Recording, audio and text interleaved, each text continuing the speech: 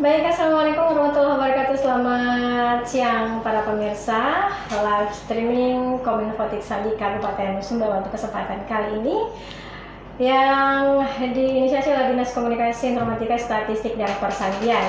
Ya, cara saling sarungan langsung dari studio kebanggaan kami Suara Sabalong Samalewa, yang dimana kita mengangkat tema buruh migran dan program unggulan pemerintah Kabupaten Sumbawa di bidang ketenagakerjaan. Dan baik pemirsa, membuka 10.000 lapangan kerja, kemudian pelatihan serta sertifikasi gratis bagi tukang batu, kayu, las, besi, dan listrik. Nah, terjadinya pandemi COVID-19 ini berdampak luas ya di berbagai sektor, di mana salah satu di antaranya yang paling terdampak di sini adalah dunia usaha yang semakin lesu, di mana hal ini berakibat pada banyaknya masyarakat yang kehilangan lapangan pekerjaan. Nah, kemudian sehingga angka pengangguran semakin meningkat. Bahkan, pandemi COVID-19 ini pun mengakibatkan para pekerja migran di Indonesia yang ada di berbagai negara kehilangan pekerjaannya, baik karena masa kontrak mereka yang habis ataupun akibat pembatasan mobilitas sehingga para pekerja tidak bisa balik ke negara tempat mereka kerja maupun gagal berangkat ke negara tujuan lainnya. Nah, seiring berjalannya waktu, ya, di mana pandemi ini mulai mereda, namun demikian hal ini tentunya meninggalkan banyak persoalan, mulai belum bergeraknya dunia usaha, ya, di dalam maupun di luar negeri, kemudian belum lagi beberapa negara pekerja yang masih melakukan pembatasan dan juga lain sebagainya. Nah, belum lagi permasalahan klasik buruh migran kita yang terjadi sebelum pandemi juga belum sepenuhnya dapat teratasi ya. Jadi untuk membahas permasalahan ini pemirsa, dalam podcast kali ini kami sudah menghadirkan yang bersangkutan tentunya yang akan menjawab kerja dan transmigrasi Kabupaten Sumbawa, Bapak Dr. Budi Prasetyo SOS MAP. Assalamualaikum warahmatullahi wabarakatuh, Pak. Waalaikumsalam warahmatullahi wabarakatuh. Selamat siang, ya. Sehat semuanya. Alhamdulillah, saya yang nanya itu. Ya, dimana sebelum kita masuk pada inti persoalan terkait buruh migran di sini, Pak, ya, dimana sebagai pembuka dan juga sebagai informasi bagi masyarakat, ya, mungkin Bapak bisa menjelaskan berapa sih jumlah buruh migran asal Sumbawa, kemudian yang berasal dari jumlah buruh migran terbanyak ini kecamatan mana saja, kemudian persentase jumlah buruh migran kita ini antara laki-laki berapa persen, kemudian wanita ini berapa persen. Ya. Oke, terima kasih. Assalamualaikum warahmatullahi wabarakatuh, Mbak Perbi, pemirsa semuanya. Alhamdulillah sehat semuanya ya. Mudah-mudahan seterusnya kita diberikan kesehatan, saling mendoakan untuk tetap sehat, sehingga apa yang kita lakukan pada hari ini dan seterusnya tentu saja mengharapkan berkah, dan tentu saja kita berorientasi pada bagaimana memberikan pelayanan pada publik, terutama yang terkait dengan isu ketenagakerjaan. Menarik ini, ya, perlukah saya luruskan sedikit karena memang terminologi buruh migran itu sudah tidak ada lagi. Ya, berdasarkan Undang-Undang 18 tahun 2017 tentang perlindungan pekerja migran Indonesia, itu sudah namanya menjadi PMI, bukan lagi buruh migran tapi pekerja migran Indonesia. Nah, karena sudah terminologi berubah, sehingga kita pastikan PMI, sambil juga kita sosialisasi ke publik bahwa namanya sekarang adalah pekerja migran Indonesia. Ya, tapi orang mengenal ya, TKI, TKW gitu ya. Nah, ini hanya penamaan, tetapi berdasarkan undang-undang yang saya sebutkan tadi udah berubah terminologinya.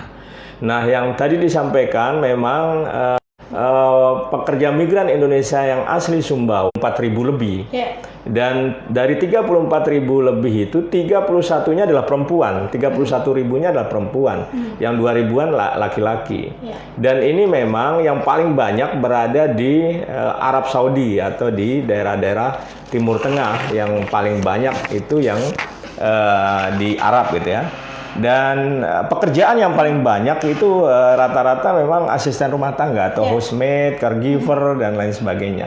Nah, ini yang coba kita nanti kerucutkan sebuah kebijakan yang memang lebih mengarah kepada tenaga kerja yang dikirim ke luar negeri atau pekerja migran Indonesia kita, itu memang skill gitu ya, yang basikan. Nah, pertanyaannya, kantong-kantong mana sih yang banyak pekerja migrannya? Kalau dulu itu di wilayah-wilayah barat, sekarang hampir merata semua kecamatan itu merupakan kantong-kantong pekerja migran Indonesia. Dan ini yang kita bisa pastikan, alhamdulillah pada hari ini kita bicara tentang itu, ini merupakan momentum yang baik untuk kita berikan pencerahan kepada masyarakat bagaimana sebenarnya bekerja yang baik di luar negeri dan menggunakan jalur-jalur yang benar. Karena kasus-kasus yang banyak terjadi ini adalah kasus-kasus unprosedural yang seharusnya bukan ranah tenaga kerja, tetapi karena mereka bekerja di luar negeri, mau tidak mau kita harus pemerintah hadir untuk menyelesaikan masalah mereka. Kira-kira seperti itu. Berarti intinya lebih banyak pekerja wanita dibanding ya betul. Rata-rata pekerja perempuan yang ada di luar negeri kita. Iya betul sekali. Dan kemudian tentang prosedur yang tadi Bapak ya. Ini kayaknya kalau salah sedikit bisa fatal. Betul. Seperti mungkin kemarin Bapak sempat ikut yang kegiatan di lantai 3 Siap. gitu ya. Dan ada mungkin dia aslinya misalnya kecamatan sini, tetapi menggunakan identitas lain gitu di luar daerah. Ya banyak. Kalau karakter kasusnya banyak ya. Ada yang memang pertama mereka pergi tanpa melalui prosedur yang baik, itu yang paling banyak. Ketika terjadi persoalan di luar negeri, mereka baru menginformasikan kepada kita. Yang kedua, kadang-kadang ada juga yang pemberangkatannya memang tidak melalui jalur yang resmi dan memang waktunya kadang-kala mereka menggunakan KTP Sumbawa dan mereka dikeluarkan paspornya bukan dari Sumbawa. Ya banyaklah persoalan-persoalan kasus-kasus. Tapi intinya memang kita harus berikan pencerahan kepada masyarakat kita semua bahwa gunakanlah jalur-jalur yang resmi, hubungi di Snakertrans untuk memastikan apakah betul ada job fit yang terkait untuk pemberangkatan, bagaimana mekanismenya dan sebagainya. Kami terbuka dan selalu ada untuk masyarakat semua. Sedikit lagi nih Pak. Bagaimana misalnya dari PJTKI ini sendiri mungkin harus ada semacam sosialisasi dari dinas terkait ke masing-masing PJTKI ini, karena mungkin di luar PJTKI ini kadang ada yang sering nyamperin langsung ke rumah TKI atau TKW yang baru saja pulang kayak gitu. Ya, P3MI namanya sekarang. Ya, namanya P3MI. Kalau perusahaan pengiriman ya memang mereka prosedural, jadi tidak ada persoalan. Yang ini yang tidak prosedural ini kan yang tidak ada perusahaan mereka, jadi langsung mandiri mereka pergi kemana-mana. Dan alhamdulillah mereka punya P3 ini punya asosiasi, ada Abjati, ada Aspataki dan lain-lain sebagainya, dan itu tetap berkoordinasi dengan Snakertrans. Iya, dan kemudian negara mana saja yang paling banyak diminati? Ya, kalau dari data tadi saya sampaikan bahwa yang paling banyak itu di Saudi Arabia. Setelah itu Hong Kong, Uni Emirat Arab, daerah Kuwait, Qatar dan lain sebagainya. Malaysia ada, Oman dan lain sebagainya. Nah, jabatan yang diambil dalam penempatan pekerja migran ini yang paling tinggi itu housemate. Housemate itu kayak asisten rumah tangga. Ada caregiver, perawat yang bertugas merawat, ada cleaning service, ada konstruksi, pabrik dan lain sebagainya. Dan ini kita tetap datanya tetap kita pastikan itu tetap berjalan dengan baik. Iya, pastinya tidak ada lagi palsuan. Iya, jadi mudah-mudahan tidak ada lagi pemberangkatan non prosedural supaya kita bisa memantau seperti apa masyarakat Sumbawa yang ada di luar negeri. Ya, dan kemudian apa saja kebijakan yang telah diambil ketika kemarin pandemi masih melanda dan sekarang ketika pandemi sudah mulai mereda. Kemudian kebijakan dan program apa saja yang sudah disiapkan oleh pemerintah melalui di Snakertrans ini? Ya, memang kita harus banyak bicara di poin ini. Karena ketika kita bicara bagaimana sebenarnya PMI Purna gitu, jadi orang-orang yang memang selesai bekerja atau telah menyelesaikan pekerjaan mereka di luar negeri, mereka pulang, ngapain mereka di Sumbawa gitu. Nah, ini perlu penguatan yang berarti, yaitu pemberdayaan dan sebagainya. Nah, kita akan menggelontorkan sebuah kebijakan dan ini sudah menjadi sebagian dari sebuah proses kebijakan dalam rangka terutama yang saat ini sedang melanda Indonesia, yaitu bagaimana kita menggugah, membangkitkan perekonomian dan sebagainya, maka peluang-peluang sektor-sektor informal memang harus lebih kita kedepankan. Misalnya terkait dengan, kalau core-nya di Dinas Tenaga Kerja adalah memberikan pelatihan-pelatihan, dan ini yang akan kita coba ke depan untuk bisa memberikan arti sebuah proses kewirausahaan bagi pekerja purna untuk bisa memastikan mereka dapat mengembangkan ekonomi keluarga mereka.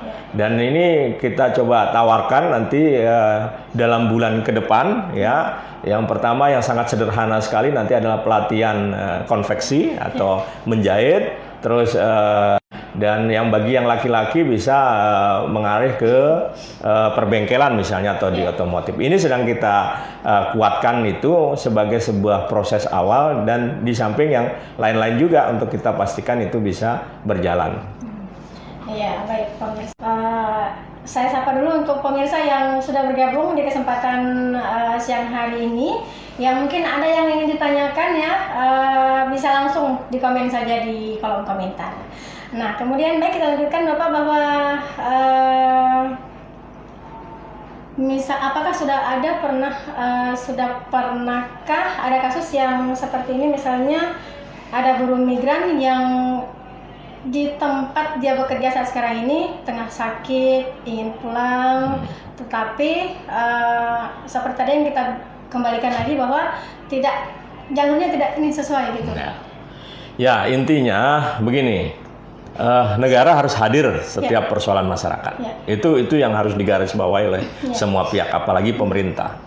Nah, ketika ada persoalan apapun yang dihadapi oleh masyarakat, ya, ketika itu terreport dengan baik, ada laporannya, bagaimana kronologisnya dan lain sebagainya, keterbukaan data, itu akan memudahkan kami untuk berkoordinasi. Sehingga kata kuncinya cukup satu, koordinasi yang efektif, komunikasi yang efektif, sehingga kita semua pihak stakeholder yang ada untuk kita bisa sama-sama menyelesaikan persoalan publik, dan alhamdulillah case by case ya bisa pelan-pelan terselesaikan ya.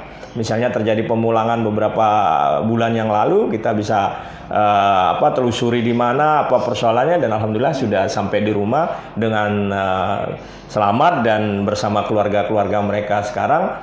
Nah, ini juga menjadi bagian yang tidak terpisahkan, bahwa itu tadi yang saya sampaikan, harus semua pihak terlibat ya, menyelesaikan persoalan-persoalan publik.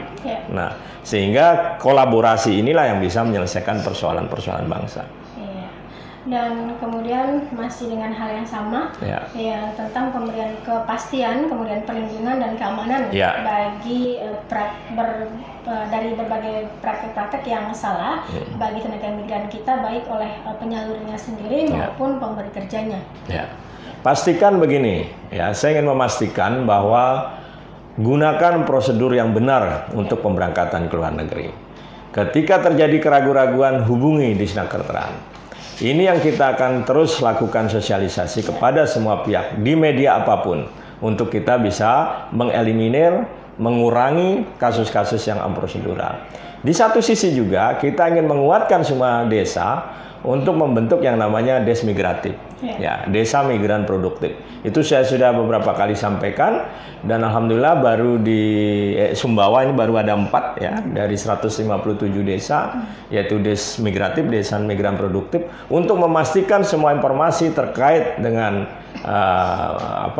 pekerja migran itu bisa terdapat informasi-informasi yang firm, yang valid, yang dipastikan dia memudahkan publik untuk mendapatkan pelayanan informasi. Dan kemudian pertanyaan terus nih Pak. Oh ya. Iya, dan ini kayaknya sudah menjadi rahasia umum ini katanya nih. Ya. Bahwa tenaga migran kita ini sebagian besar adalah tenaga kerja atau buruh kasar. Ya, dimana bagaimana Disnaker Trans ini menyikapi hal ini, dan upaya apa saja yang sudah dan sedang dan juga akan diambil untuk meningkatkan kemampuan tenaga kerja kita. Ya, ini sebuah kebijakan yang bagus yang coba kita rubah, karena persoalan mindset sekarang ini. Kita ingin membuat Disnaker ini sebagai Center of Excellence ya, untuk menghasilkan sebuah alumni-alumni pelatihan kompetensi yang mengarah kepada sektor-sektor formal, memang sektor-sektor yang skill. Nah, sektor skill ini yang kita bangun. Contohnya sekarang, ya, pengiriman tidak lagi kita ingin arahkan kepada misalnya nurse, perawat. Ya, perawat D3 atau S1 punya STR sederhana, persyaratannya, datangi Disnaker Trans untuk kita sampaikan datanya, mereka dilatih bahasanya, terutama bahasa Jerman misalnya, dan mereka diberangkatkan. Sangat simpel. Artinya apa? Ini juga untuk melihat bahwa posisi masyarakat kita juga posisi yang skill gitu. Nah ini, terus yang kedua kemarin sudah kita kirim peserta pelatihan juga dari perawat juga yang akan ke Jepang. D3 atau S1 punya STR. Nah, terus kita kirim juga yang alumni SMK untuk ke Korea, skill juga. Mereka dilatih bahasa. Inilah sebuah bentuk ya, sebuah bentuk kebijakan yang memang coba kita alihkan sedikit. Tenaga-tenaga yang unskill itu menjadi tenaga yang skill. Tetapi sebenarnya prinsipnya yang mereka berangkat ke luar negeri sebenarnya itu sudah dilatih. Ada sertifikat pelatihan mereka di masing-masing perusahaan-perusahaan. Karena syaratnya mereka berangkat harus punya sertifikat. Nah, itulah yang. Tetapi sektor mana yang sebenarnya ingin kita bangun sekarang? Ada banyak sekali tenaga-tenaga perawat di Sumbawa yang memang coba bisa kita potensikan, dan banyak peluang-peluang yang ada di luar negeri. Selain itu, kita juga pastikan bahwa mereka harus tahu model-model pelatihannya sehingga nanti memudahkan mereka untuk bekerja di luar negeri. Dan itu sudah dilakukan sekarang ini. Kalau masalah biaya? Gratis. Jadi pelatihan itu gratis, ditanggung oleh BP2MI, dan sekarang sudah lagi berjalan di BLK. Ya mungkin bagi teman-teman perawat ya yang ingin, silakan ya, atau mungkin teman-teman yang tamatan, ada yang tamatan SMK dokter ya, yang tentunya bisa dibantu, tapi tentunya jelas mengikuti prosedur yang harus mengikuti beberapa persyaratan terpenuhi untuk itu. Ada juga nanti sebelum memberangkatkan juga akan ada pembekalan lagi. Pasti. Iya, dan berpindah ke topik lain. Sebagaimana kita ketahui bersama bahwa pasangan Bupati dan Wakil Bupati Sumbawa saat ini telah menetapkan beberapa program unggulan. Salah satu diantaranya adalah membuka 10.000 lapangan pekerjaan. Nah, untuk mewujudkan program ini apa saja upaya yang dilakukan, Bapak? Ya, begini, dalam penciptaan lapangan sebenarnya banyak sektor yang harus terlibat. Dan sektor-sektor yang terlibat ini banyak sekali untuk kita pastikan bahwa penciptaan lapangan kerja memang menjadi sebuah program unggulan yang sudah dilakukan. Misalnya kalau di sektor informal ada UMKM, itu menjadi ranahnya Diskoperindak misalnya. Nah, di Disnaker itu adalah menciptakan tenaga kerja yang kompeten. Artinya berkompeten. Ini menjadi sebuah catatan penting bahwa dulu pelatihan itu ada dua jenis. Pelatihan yang berbasis masyarakat, itu hanya sekedar pelatihan tidak melahirkan sertifikat kompetensi, dan pelatihan yang memang berbasis kompetensi yang melahirkan sertifikat kompetensi. Nah, ini yang tiap tahun 7 kejuruan itu tetap kita lakukan untuk sama-sama mulai bulan Januari itu sudah kita melakukan pelatihan-pelatihan itu. Dan brandingnya nanti alumni-alumninya kita coba menelusuri beberapa perusahaan untuk user sebagai pengguna dari alumni-alumni ini. Dan inilah sebagai bentuk bagaimana sebuah tenaga kerja itu dimunculkan. Sehingga begitu mereka berkompetisi dengan yang lain, mereka punya nilai-nilai kompetensinya dengan sertifikat BNSP-nya. Nah, ini yang kita terus telurkan, sehingga orientasi Dinas Tenaga Kerja sekarang menciptakan itu semua, dan itu gratis di dinas, pembiayaannya tidak ada, gratis semuanya. Nah, oleh sebab itu mulai Januari awal-awal tahun kita sudah mulai membuka semua ke informasinya kepada publik untuk siapa yang mau ikut dalam pelatihan-pelatihan yang dilakukan. Dan nanti outputnya adalah sertifikat kompetensi. Berarti pelatihannya gratis. Kalau misalnya berangkatnya ini biaya sendiri gitu, Pak? Yang berangkat gimana maksudnya? Ke luar negeri misalnya sudah ikut pelatihan. Nah, ini kita bicara menciptakan tenaga kerja tadi ya, Oh, iya, gitu. iya. Nah, bukan lagi buruh migran tadi, isunya sudah Iya, keluar berganti tadi. ya. Keluar tadi Pak ya? Ya. Iya, maaf. Ya, dan kemudian ada tambahan ini sepertinya. Lanjut ya. Dan kayaknya ini sangat-sangat penting sekali. Ya. Dan tentunya untuk mendapatkan informasi terkait permasalahan ke PT yang direkomendasikan.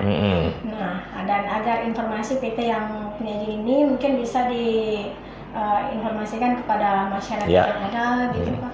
PT apa ini maksudnya? Maksudnya yang sudah ada izinnya. Oh, P3MI. Ya. Oh, masih masalah pekerja Ya, migran tadi ya. kembali kayaknya. Kembali lagi. Oke, ya. Ya, Jadi sebenarnya kita tetap rilis ya mana perusahaan-perusahaan yang masih berizin dan aktif beroperasional di Sumbawa. Ya.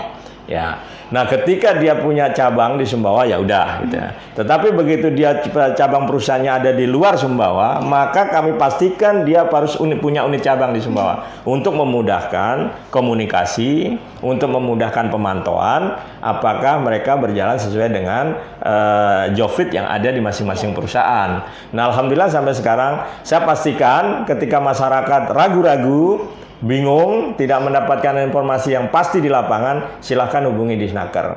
Nah, bisa langsung ke kantor Disnaker, bisa juga menghubungi LTSA namanya, Lembaga Terpadu Satu Atap, yang ada di depan Selipirate itu. Itu adalah semua penanganan pekerja migran ada di sana. Dan saya pastikan kita berikan informasi-informasi yang benar kepada publik, sehingga ketika ada keraguan dihubungi saja di Snakertran untuk memastikan itu. Betul sekali. Dan tidak usah melalui seperti misalnya orang ketiga gitu ya. Ya. Melapor ke sini. Silakan langsung aja datang. Langsung datang ke Disnaker. Oke.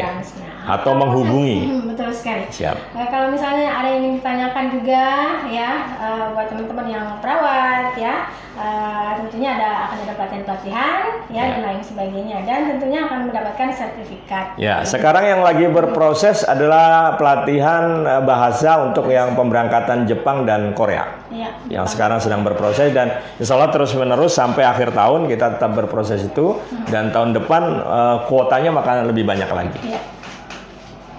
Nah, dan yang pasti nih kayaknya mau berangkat nih. Iya, silakan, monggo. Ya, oke. Oke, buat teman-teman yang mungkin masih mengikuti siaran langsung kita di live streamingnya atau podcastnya Kominfotik Sandi, itu bisa langsung komen saja kalau misalnya ada yang ingin ditanyakan tentunya.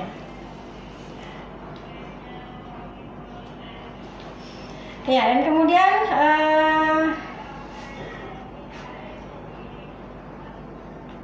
pemerintahan RB perlu pembenahan sarana dan prasarana. Kayaknya, waduh. Terkait apa itu? Terkait tenaga kerja kayaknya. Tenaga honorer kah? Iya, tanya-tanya kalau ini kayaknya saya langsung keluar aja nih ya. Tentang tenaga honorer seperti itu Pak. Bagaimana?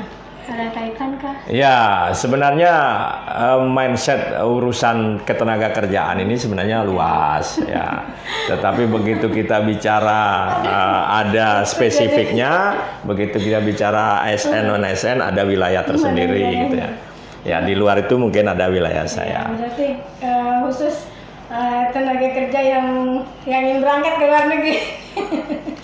Ya, baik teman-teman yang mungkin ingin menanyakan segala sesuatunya silakan saja, dan kalaupun tidak ada, ya mungkin Pak Kadis bisa menyampaikan closing statement-nya. Terima kasih. Jadi pertama saya ingin menyampaikan kepada publik secara luas bahwa penempatan dan peluasan kesempatan kerja sebagai core dari Dinas Tenaga Kerja dan Transmigrasi Kabupaten Sumbawa itu memastikan satu, tenaga kerja yang bekerja di luar negeri harus mengikuti prosedur yang baik, yang benar, dan Dinas Tenaga Kerja dan Transmigrasi terbuka untuk informasi itu. Silakan menghubungi kami ya. Yang kedua, ketika kita bicara tentang penempatan dalam negeri, maka kita akan berorientasi pada Dinas Tenaga Kerja dan Transmigrasi sebagai Center of Excellence menciptakan tenaga kerja yang berkompetensi dengan baik dan melahirkan tenaga kerja yang terampil ditandai dengan sertifikat BNSP. Ini yang bisa digunakan ketika kita berkompetisi untuk mendapatkan sebuah pekerjaan yang butuh skill, dan ini kita terus-menerus akan tingkatkan. Oleh sebab itu saya berharap mohon dukungannya semua bagaimana dinas ini mampu menciptakan tenaga kerja yang profesional, yang berkompeten, dan tentu saja kita bisa menggerakkan perekonomian dari sebuah tenaga kerja yang terampil itu. Mungkin itu yang bisa saya sampaikan. Terima kasih kepada pemirsa semua. Assalamualaikum warahmatullahi wabarakatuh. Waalaikumsalam warahmatullahi wabarakatuh. Dan itu ya closing statement ya. Dan yang pastinya harus sesuai prosedur ya, jangan sampai lewat calon lagi yang udah kebiasaan. Ya, dan yang pastinya semoga informasi yang disampaikan oleh Pak Kadis itu dapat bermanfaat untuk kita semua. Amin. Dan yang pastinya tadi semoga apa yang diinginkan oleh pemerintahan Husnimo semuanya dapat berjalan dengan lancar tentunya. Bukan Husnimo, Monovi. Monovi. Ya. Mohon maaf. Mohon maaf. Iya, dan ya mohon maaf pemirsa, pemerintahan Monovi dapat berjalan dengan lancar. Amin, amin. Dan Itu harapan kita terima semua. kasih sekali lagi atas atensi Anda di kesempatan siang hari ini. Dan wassalamualaikum warahmatullahi wabarakatuh. Waalaikumsalam warahmatullahi wabarakatuh.